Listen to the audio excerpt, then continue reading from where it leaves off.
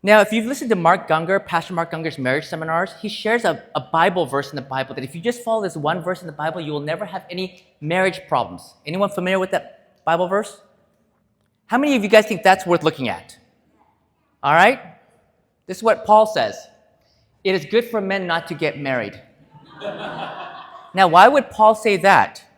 He goes on to explain in 1 Corinthians 7:28, he says, those who marry will face many troubles in this life, and I want to spare you this. It's just simple. You don't get married, you won't have marriage problems. You get married, you will have marriage problems.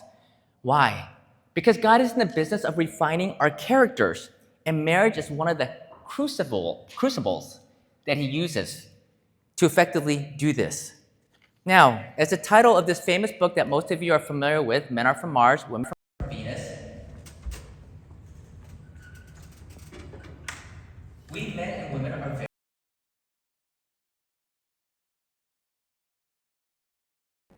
are much more complex and sophisticated, like chess. Just to illustrate that we're so different, men, that's why they can sell us things like this 5-in-1 shampoo. Okay? You know, you throw in their deodorant and toothpaste and we'd still buy it. You can't sell this kind of stuff to women. I read that your average woman has over 300 items in her bathroom. 337. And you know what? I thought that's ridiculous. You know what? It's true. Most women have over 300 items. Men only need 6 items. You can guess what 6 items there are, right? Razor, toothbrush, deodorant, soap. Men tend to forget everything. Women tend to remember everything. Please note these are just generalizations, okay? Us men, we're okay if we have holes in our underwears, as long as the elastic's good. Women in general, they're not going to wear underwear with holes in it. They're the ones who are throwing away our socks and our underwear with holes in it. Now, as if we're not already different enough, my wife and I couldn't have been more opposite. I like mountains, she likes beaches. I'm right-handed, she's left-handed. I like my toilet paper coming over the top, she likes it coming down from the bottom. I'm a total extrovert, my wife is a total introvert. Even our love languages are completely opposite. My wife is classy, I'm kind of cheesy. My wife is very patient, I'm impatient. I'm very type A personality, she's very type B. So one of us tends to be on time, one of us tends to run late. I won't tell you who it is, I don't want my wife to be mad. I think you get the point, we couldn't be more opposite. Now my twin brother, I have a twin brother for those who don't know, and he's a pastor and evangelist. He does a talk called the 6 Stages of Marriage. Now, I want to preface that these 6 stages don't just apply to marriage, but they apply to all relationships. We go through different phases. And the first stage of a relationship, can anyone guess what that would be? Would be the honeymoon stage. Stage 2 is called, what was I thinking? So what initially drew you is what is now repelling you. Oh, I'm sorry. I had this picture in there because ironically, some of you guys know Les because he went to your church in Collegedale. He just got married recently. And they're in the honeymoon stage right now. Like, you cannot do anything wrong. Everything, you ignore all the red flags. Everything's beautiful. Stage 2 was the what was I thinking? And stage 3 is everything would be great if you changed. Now, I was listening on Audioverse, and Dr. Neil Nedley has a similar message called the 6 stages. But as a physician, he uses more scientific terms. The first stage is called the euphoric stage.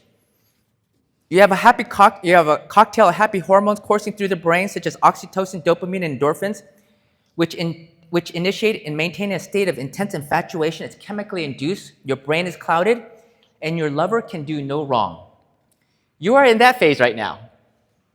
Stage 2, the early attachment stage or non-euphoric stage, you will feel in love with your partner.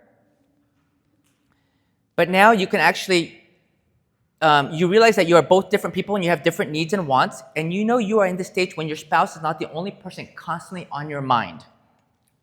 Stage 3, he calls it the crisis stage or despicable stage. He says in this stage, you can literally look across the room and see your spouse and have despicable feelings and thoughts about your spouse. By year 7, this is where my wife and I were at. Now, it's important for everyone to understand that this is normal. Because in the world we live in, because of Hollywood and K-dramas, everyone thinks that you meet that right person and you're going to be in the honeymoon stage for the rest of your life. And that's just not reality. Now, there are categories of people such as extroverts and introverts, right? There's a continuum. We like to talk about that. There's conservatives and liberals. Now, this is a continuum I just came up with myself, but I think you'll be able to relate to it. And what I call it is drippers and non-drippers. I'm a non-dripper. When I come out of the shower, I dry off. My back is dry. I step into the bathroom. I'm not dripping water all over the bath, in the shower, in the bathroom. Drippers, on the other hand, I don't know how they do it. Their back is covered in water. They're just dripping water everywhere they go, and so the bathroom floor is a mess. Many of you are laughing because you know exactly what I'm talking about. Now, just like extroverts and introverts, 50% of you here are drippers, and 50 of you are non-drippers. There are redeeming qualities about both sides, so don't be offended. Don't be like, oh no, there are good things. I'm just a non-dripper, and my wife is a dripper. I only have to see you in the kitchen for 30 seconds, and I already can tell if you're a dripper or a non-dripper. When you pour something, if I can pour things without it dripping, and if it does drip, I'll notice it and I'll wipe it up. In my kitchen, it's not a landmine of puddles everywhere. When you're with a dripper, though, they don't even notice things are dripping everywhere. You look in their sink, there's toothpaste in their sink. You look in the mayonnaise, and there's ketchup on the edge of the mayonnaise or mustard because it's mixed on there. You look in the butter. What do you see in the butter? Breadcrumbs. So that's like a typical dripper. Now, I was asked to speak at this Vespers at somebody's home. As soon as I walked in, my buddy is cutting watermelon. He sees me, he goes, hey, Cal. His hands are covered in watermelon juice. He comes up to me, shakes my hand, he goes like this, and pats me on the back. And I'm just irritated. He's a great guy, total dripper. So I went into the bathroom, it was a brand new white shirt. I took off my shirt and I had to wash the back of my shirt and then wring it out. Okay, one more story. So you get the idea of drippers and non-drippers. When my daughter was young, this kid is still, she's 17 now, and she is so persistent. And she begged for a hedgehog. And we said, you're going to take care of it? You're going to pay for it? You're going to do all that? And she's just like, yeah, I'll do everything. So she got a hedgehog. These are the worst pets to have. They're cute, and that's about it. They have soft bellies, but they're spiny. They're not soft to touch, except for the belly. But the worst thing about this, of all the animals I've had, it's the only animal I've seen that actually walks in its own feces. So on the little running wheel, there's poop all over there. And so anyways, we had friends over. And if you have any like little pets or animals, our family, we're animal lovers. If you have a little dog and they poop on the carpet, it's like a little Tootsie Roll. And you just have to take some napkin and pick it up. And Rosie, our hedgehog, had pooped on the rug under the dining table. And before I could stop, my friend's wife, she took up a paper towel. She went up to it, wiped that, trying to help me. I was mortified. I wanted to choke her. My heart said yes, but my brain told me no. You get the point that I'm making? Why would you smear that thing into the carpet? The husband later told me about some issues they have because she's such a dripper. So I think you get the point that I'm making. Now, on Sabbath mornings, I usually am we had a church plant, so usually I tend to be the first one at church to open the door and start prayer meeting. My wife's late almost every Sabbath morning. So guess what we're doing on the way to church? Have you ever argued on your way to church? You seen your parents fight on the way to church? It's a lovely way to start Sabbath. And then you show up to church and you smile and say, Happy Sabbath.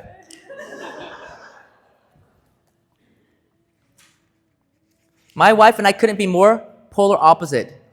And you imagine these little things would spill into every other facet of your marriage. Finances. How are you going to take care of the kids? The business, future. Now, I want to share with you some biblical insight here. I know you're familiar with all these texts, but there's a point that I want to make. God took the man and put him in the Garden of Eden to dress it and to keep it, okay? Pastor Ash did a men's conference, and he shared this valuable insight, and I want to pass it on to you guys. So Adam has a job. His job is to go out and work. Eve, he says, you know what? You need someone to work with you, a helper. So God creates a helpmate. And then God tells them, you guys work together, be fruitful, and multiply. So before sin, Adam has a job, go and work. His wife is to help him and to help raise and support a family. Post-sin, what happens? Now the ground is cursed, there's thorns. Post-sin, does Adam's role change, yes or no? No. His is to still go and work, but now there's an element of pain and suffering involved because of sin. How about Eve? Unto the woman he said, I will greatly multiply thy sorrow, and thy conception and sorrow thou shalt bring forth children, and thy desire shall be to thy husband. Does her role change? Same role. Hers is to be his helper, work together, and to support and raise a family. It's how God created them. It's in their DNA. So us men, the one thing that will stress me out more than anything is when something goes wrong at work. Something goes wrong, interaction with my patients. I need a staff. I've lost a staff member or something. Because that's the way God created me.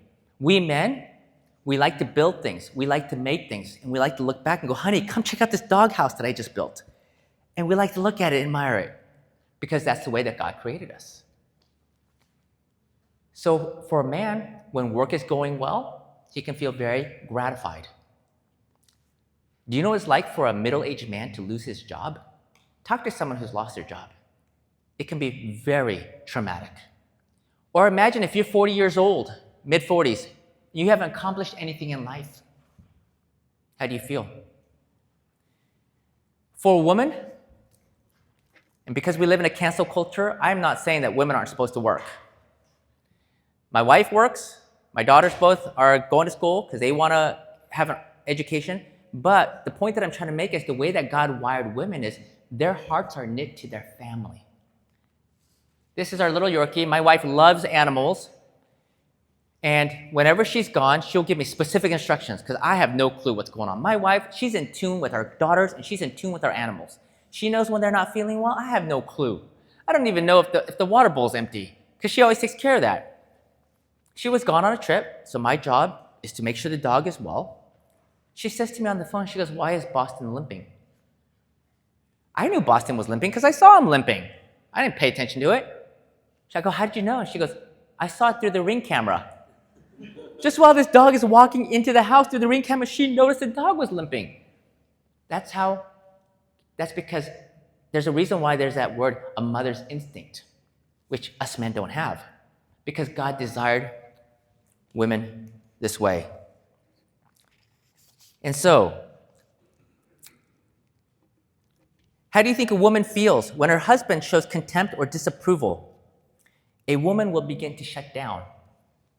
I was doing this and I didn't realize how much I was hurting my wife and destroying our marriage. It slowly became a vicious cycle. I was difficult and impossible to please, and everything my wife did would drive me crazy. Have you noticed when you don't like someone, everything they do starts to drive you crazy? I didn't realize this, I do now.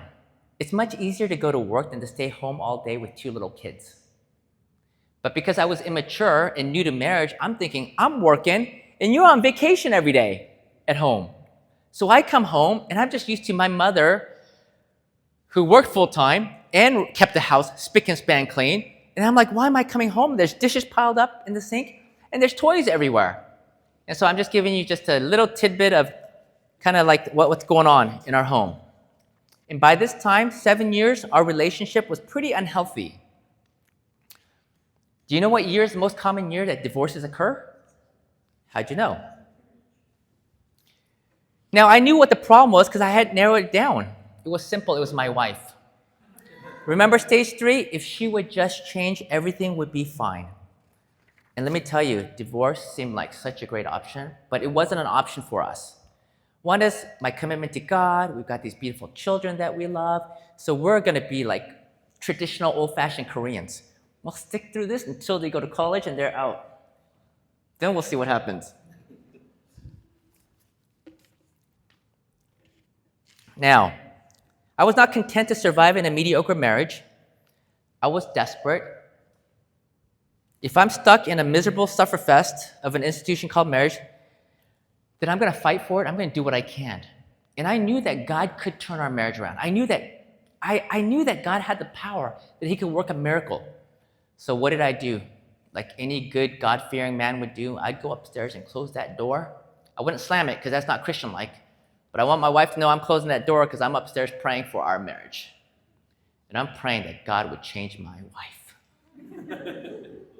Over and over. I don't even know how many times I prayed that prayer. And do you know what happened?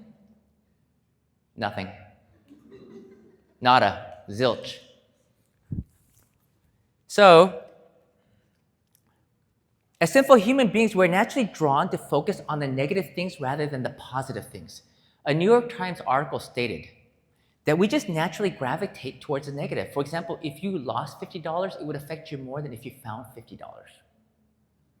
That just makes sense. Why when I lend people money, they always forget. And I never forget. You know what I'm talking about? You don't forget when someone borrows money for you because when you lend it, it's a negative experience for you. How about with our childhood? When we think about our childhood, do we think more about the positive things of our childhood? All the sacrifices that our parents made? Or do we tend to think about all the negative things about our childhood? I was deprived. You did this to me when I was a child. And in my marriage, what I was doing was focusing on all the negative things. Because God was not answering my prayer, I changed my prayer to a different prayer. And now I prayed, God, help me to just love her the way she is. Warts, pimples, and all. I say that metaphorically. She doesn't have warts and pimples.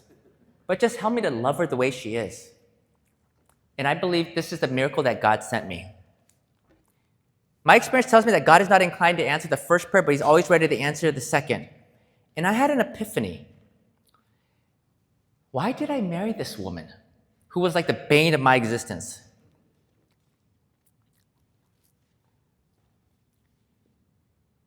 I asked myself that. And I'm going to tell you why I married this woman. Many of you guys can relate because we come from Asian homes where our parents are kind of in your face and in your business. They like to control your life. You know what chansori is? I don't like chansori. I don't like kansap, nagging. I wanted to marry someone who would not nag me at all. My wife doesn't nag at all. Her parents are that way. They just don't nag. You know what that's like? My wife married me because she had a family member that was very unmotivated and unambitious. And she goes, I don't want to be with someone like that. And me, I'm anything but lazy. And she got more than she bargained for with me. I'm constantly on the go. My wife doesn't hold grudges. She just forgives and forgets. But that's because she's a dripper. That's their personality type. They're chill, they're type B, they're laid back, so they don't hold grudges. In our relationship, if anybody holds grudges, I'm probably more one to not forget. And she just forgets. My wife is very generous. She's taught me to be more generous. My wife is mentally and emotionally stable. She don't have a crazy bone in her body. I got some friends, they married to some crazy people. They're out there. My wife, it's rare if she's moody. She's just always happy. You can always tell a good person just by who the dog likes the most. Our dogs, they will just sit upstairs waiting for mama to come home. They love mama. I come home, they don't even know I exist. They love their mama.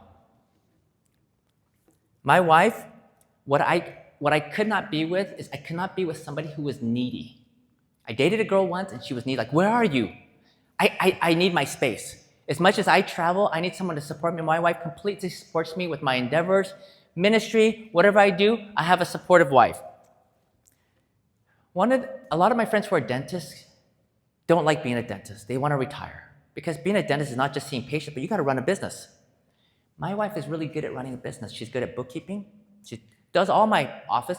All I do is I show up at 8, put on my gloves, give the anesthetic, and I start work, and I'm usually the first one to leave the office. Because my wife takes care of all the business. She's very sweet. It's amazing how well she looks after her family and my parents.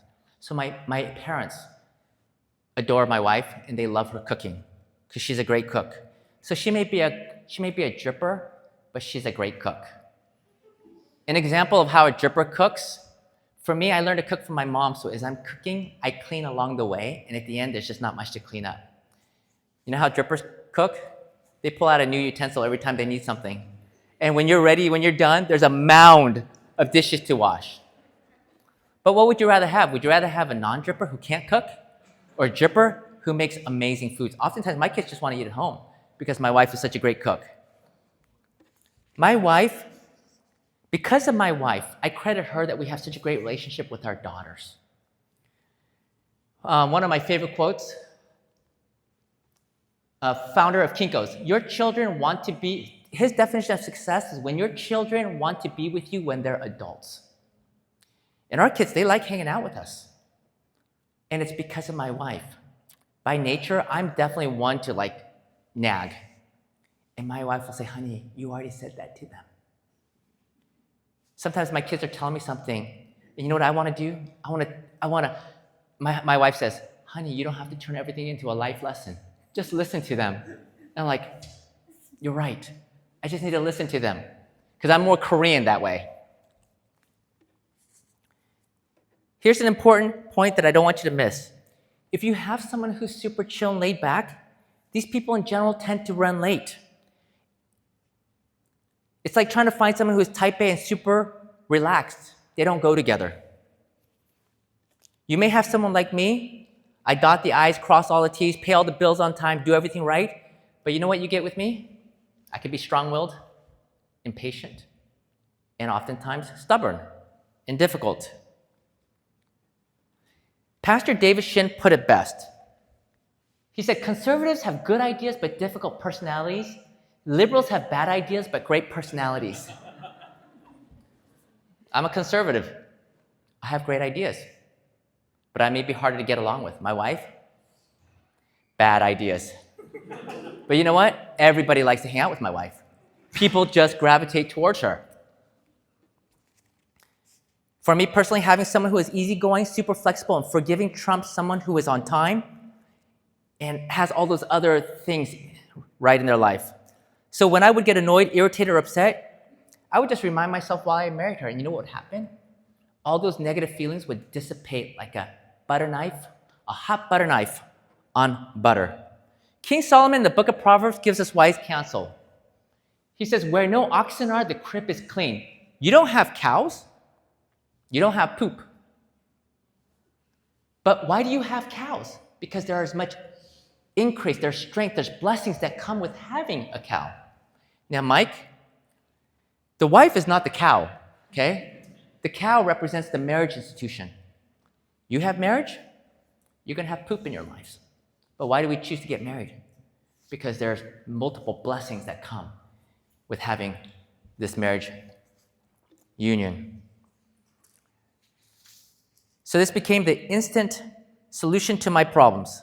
Instead of focusing on the negative things or difficulties in my marriage, I would focus on all the benefits and the blessings.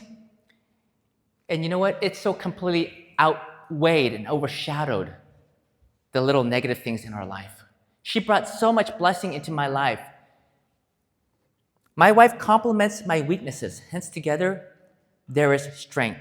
I've heard it said that in a relationship, complementarity is more important than compatibility. And I found this to be true.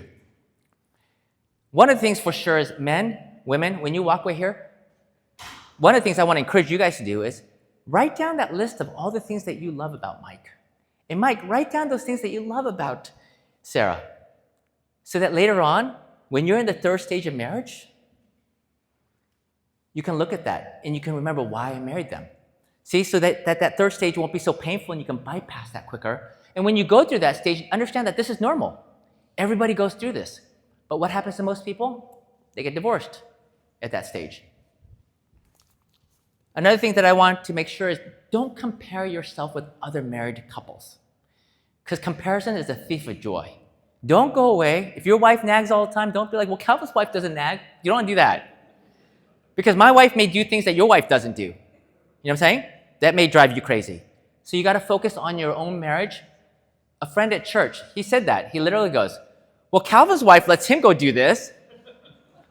So I don't want to be the problem of your marriage, okay? What God has shown me without knowing it is this is what they actually call cognitive behavioral therapy, an effective type of psychotherapy. It's called reframing at its most basic form. Basically, what do you want to see, the glass half full, or do you want to see the glass half empty? You want to see lemons, or do you see lemonade? You can apply this to all the relationships in your life. When one of my staff members does something and I'm shaking my head like, what were they thinking? You know what I do? I quickly remind myself what a valuable team member they are to our office and what they bring. They bring so much to our office. They're there every day. I couldn't do what I do without them. And then all of a sudden, those little things will dissipate. How about our relationship? Our relationship with God. Satan does a great job of bombarding us with negative thinking. According to the National Science Foundation, for an average person, 80% of our thoughts are negative and 95% are repetitive thoughts. Can you think of how much negativity is going on in there, in our brains? So it comes natural for us in our relationship with God to constantly ruminate on the negative things about God. God, why did you allow this to happen? God, where were you? God, how could you? As I've taken the time to ponder all of God's mercies and blessings in my life, God has spared my life so many times. Just thinking about his mercy and grace to me, certainly it's his goodness that leads us to repentance. On the West Coast, we have camp meeting at Pacific Union College, but one year they had it at Auburn Adventist Academy. I was a troublemaker when I was in high school and college. And if you've ever been to Auburn Adventist Academy, on the way in, there's Indian reservations that can sell sort of illegal-ish fireworks. They can sell it legally, most people can't. And my buddies had bought these fireworks, and so we had it in our dorm room. I think we're probably on the second or third floor. So we'd light these fireworks and throw them out the window. It was fun, right? The guys can relate. And one time when I threw one out, the spark came back and landed in the box of fireworks. I'm holding this box, my fingers are starting to burn. I dropped the box. That whole box went off in that room. I could have burned down Auburn Adventist Academy, the dorm. I could tell you story after story like this. When I look back, God was so merciful and gracious and kind to me. He was kind to me, you know why? Because he didn't see me as I was, but he saw me as I could be. So I'm so thankful when I think of all the ways that God has been so merciful and kind. Stage 4 of marriage. Without knowing it, when I prayed that God would help me to love her as she is, I didn't know I was getting into let me just read this quote. This is a quote that I found from the Pen of Inspiration. Dwell upon the good qualities of those with whom you associate and see as little of their errors and failings. When tempted to complain of what someone has said or done, praise something in that person's life or character. By dwelling upon the faults of others, we are changed into the same image. And when I ran into this quote, I was like, that's exactly what I was doing.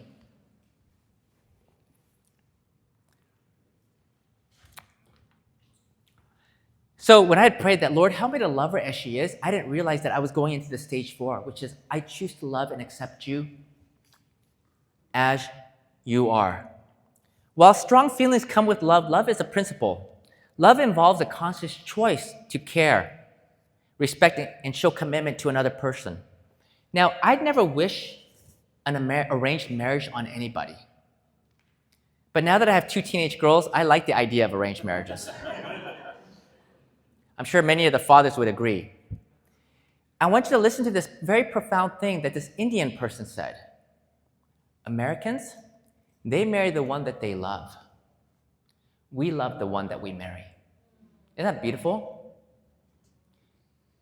Because of Hollywood and Korean dramas, you know what everyone's looking for? Their soulmate. Okay? But it's not about looking for your soulmate, it's about becoming soulmates with the one that you marry. And the reality is that most arranged marriages are by far more successful than the way that we do marriages. Now, this quote, listen to this very carefully. Oh, okay. Sister White says, I Sister White says, God helps, there's a saying that says, God helps those who help themselves. And so it's like, where did this come from? But Ellen White's phrase, she adds one more word, which is God helps those only who help themselves. Okay? So my point is, we can't just pray, we have a part to play. Now, this quote here, I'm going to jump.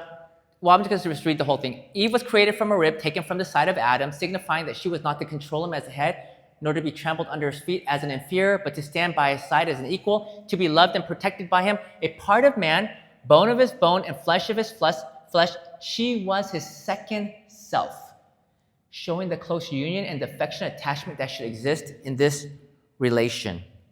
When things are not going well between my wife and I, you know what I need to do? I need to take a close look at myself. Because my wife is taking cues from me. And because of our close relation, more often than not, the probability is very high that much of the problem in our marriage may lie with me. You want to destroy your marriage or any relationship? Become a fault finder. You know what Sister White says fault finding is? She calls it satanic. And now we had moved on to stage 5, which is, I'm blessed to have you in my life. I found out why she puts toilet paper so that it comes down from the bottom instead from the top. Because she's left-handed. I didn't know that. When you're left-handed, it's hard to reach up there. It's just easier to reach over here from the bottom. There's another good reason for people who put toilet paper from the bottom is if you have a cat. We have a cat. And if you put it from the top, cats will go like this and they'll pull it out. So when you put it from the bottom, when they go like this, the toilet paper doesn't unravel. See, she wasn't crazy. There were reasons why she did what she did. Practical solutions.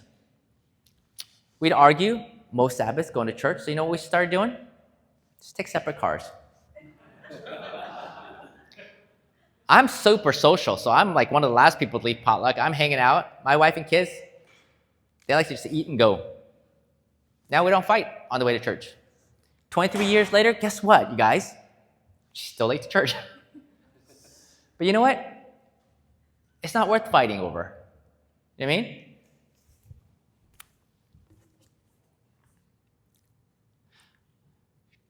We're the classic example of opposites attract, but we hold similar values. The word is values, not personalities. You know, in the context of marriage, Ellen White says very little to nothing about personality. She talks about, what is it that she talks about? Character. Our thoughts and feelings combined that make up the moral character. She talks about temperament. Now, we as humans, we love talking about personalities, right? You know, we talk about INSSJ, we're this, Myers-Briggs, we're talking about this, love languages, and are you this, or idiot, whatever, something, Graham. There's all these different things that we love to talk about. But when you look in the Bible, it talks about character. And we shared similar values. My wife said to me recently, and I'll say it in Korean, and I'll translate it. She said to me, 내가 시킨 대로만 하면 손해볼 게 하나도 없어. And translated means, if you just do what I tell you to do, you got nothing to lose by it. She wasn't saying this in a negative way to put me down. You know what? She's right. She loves me. She cares about me. So when she tells me something, I'm glad I've got someone to tell me. You know what I mean? I needed to hear it. And instead, before I might get defensive and angry, and who are you to tell me? Why you put me down? I'm like, honey, we're at a place like, you're right, honey. You're right. And so now, my wife doesn't just love me now, she likes me too. This is important to me. I fly not every, but almost every weekend I'm flying, okay? I fly home on Sunday. Let's just say I'm flying home on Sunday and the plane goes down, okay? And my wife gets the news. What I don't want happening is I don't want my wife to be like, oh no, nice. You get the point that I'm making? Because many years ago, it might have been that. Like, oh, all right.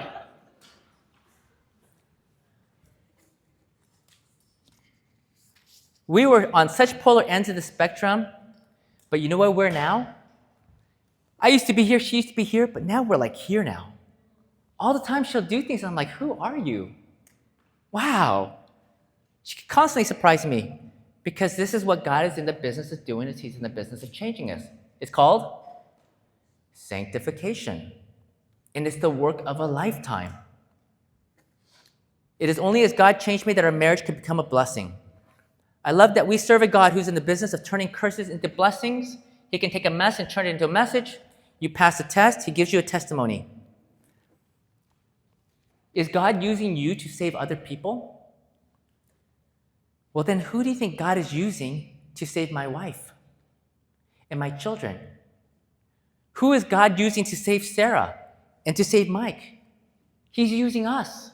He's using me. Am I making it easier for God, or am I making it more difficult for God?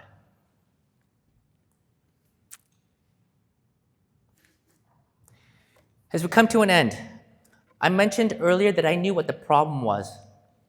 It was my wife. You know what God helped me to see? I was the problem. My wife was always the same sweet person that I'd married from the beginning. She wasn't a different person. It was me, because I was making mountains out of molehills.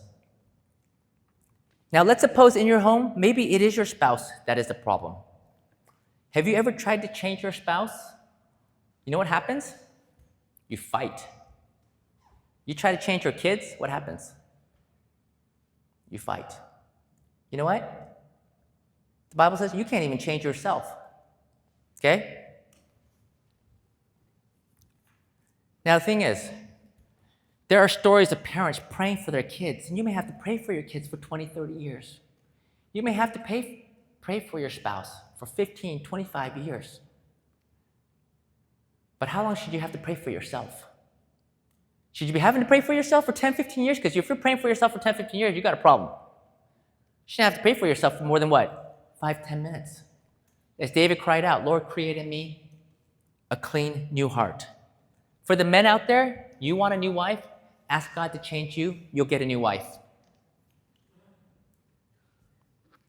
As we come to an end, as the old hymn goes, and I don't know if we're able to sing this song. Are they ready? Okay. You know this song? Not my brother, not my sister, but it's who? Me, O Lord, standing in the need of prayer. Not the preacher, not the deacon, not the stranger, nor the neighbor, but it's me, O Lord. And if the praise team can come up, and we'll end with this song.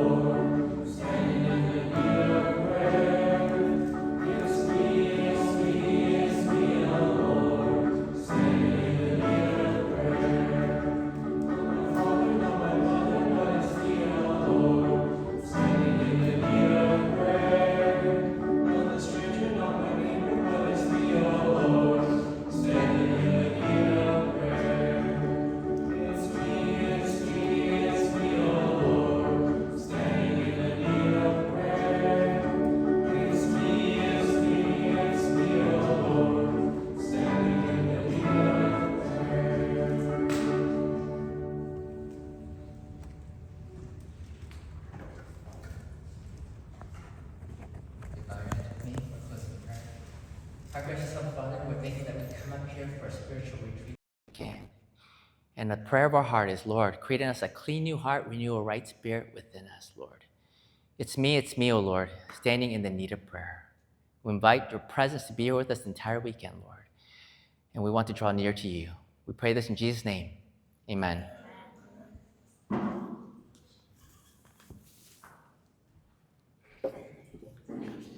Were you guys blessed by the message? I didn't apply to get all because I have a perfect marriage.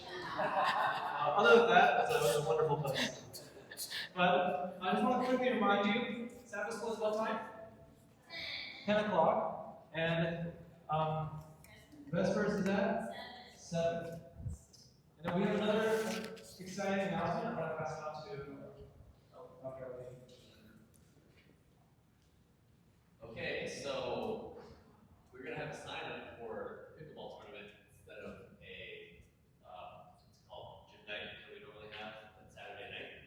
So it starts at 8:45. So please sign up, choose a partner, sign up, come to me, and give me your information, and we'll make sure we put you on the right team. There's going to be 2 teams.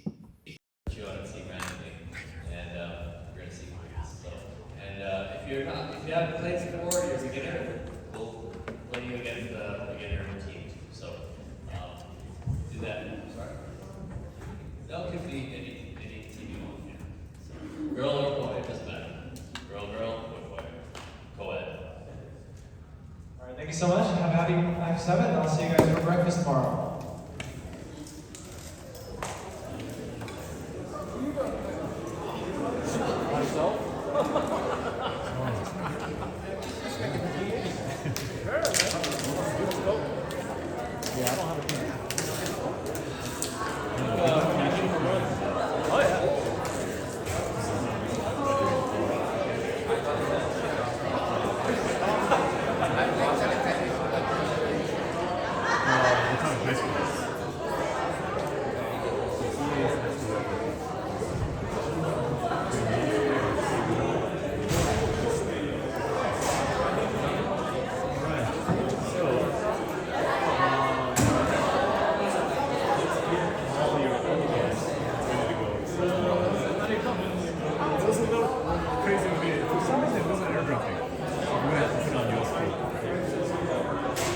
Our YouTube didn't work. Oh, it didn't work at all?